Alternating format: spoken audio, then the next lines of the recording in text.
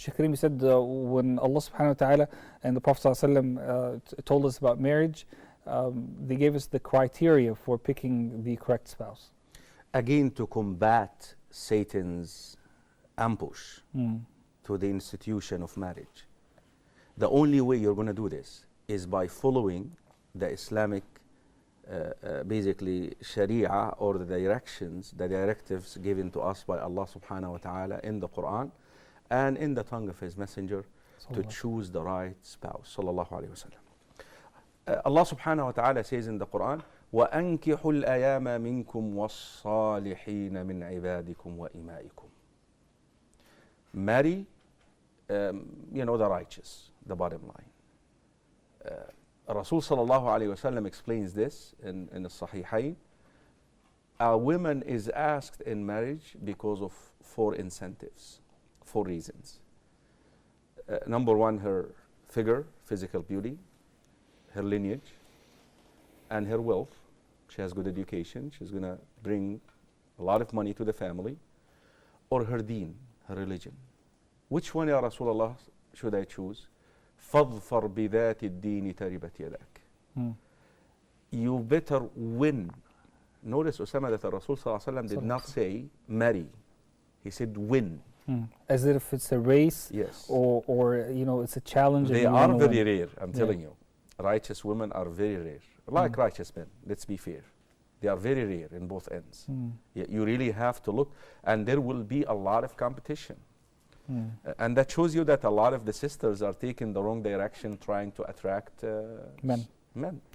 Yeah. Righteousness and piety is the most attractive thing that a woman can have. فَاظْفَرْ بِذَاتِ الدِّينِ تَرِبَتْ يَدَاكَ. If you do not choose the one with the religion, one of the ways that was explained, تَرِبَتْ يَدَاكَ, you will put sand on your head. As an expression or metaphor. Regretfulness that you're going to suffer. طيب. Once it came to the women, the guardians, Rasul sallallahu alayhi wa sallam, كما عند الترمذي حديث أبي هريرة رضي الله عنه, says, إذا جاءكم من ترضون خلقه ودينه فزوجوه إلا تفعلوا تكن فتنة في الأرض وفساد كبير.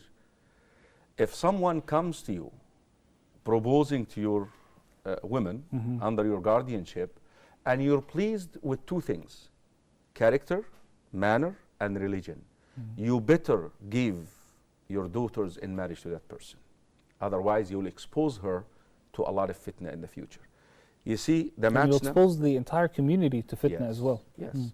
So now, those are the spouses who can combat shaitan.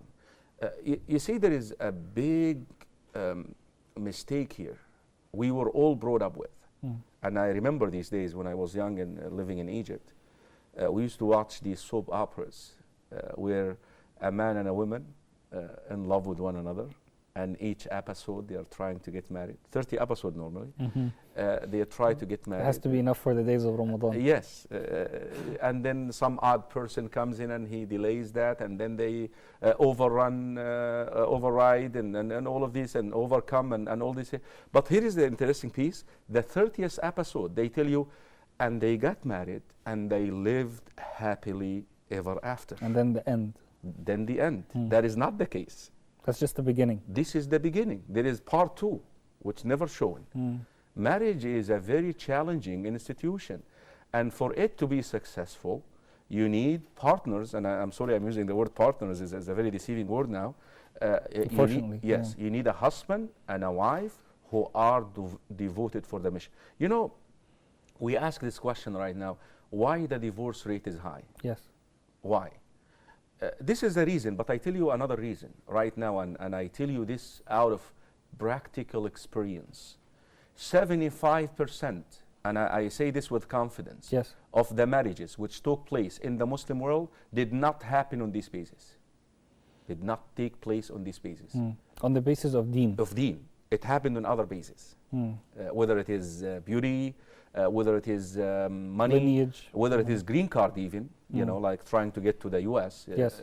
You know. So now what happens, I tell you, during the course of marriage, one of the spouses, most probably the wives, I don't know why, the women, they go to this lecture or they hear that imam Yes. on khutbah al-Jum'ah, who really wakes up their conscience, and their iman begins to rise and increase.